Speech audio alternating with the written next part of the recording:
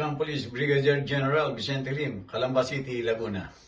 Si Police Lieutenant Colonel Aleli Buaken, Chief of Police, Lipa Component City Police Station, ay kinilala bilang Outstanding Police Commission Officer sa sinagawang PRO Calabarzon Culminating Activity 2026 National Women's Month Celebration, Lunes ng umaga. Si Police Lieutenant Colonel Buaken ay ginawaran para sa kanyang namumukod-tanging pagganap, huwarang pamumuno at kapansin-pansing mga nagawa sa pagsusulong ng mga programa, aktibidad at hakbangin na tumutugon sa kasarian na makabuluhang nagpapalakas sa misyon ng Philippine National Police at nagsulong ng kultura ng inklusibo, patas at tumutugon sa serbisyo publiko.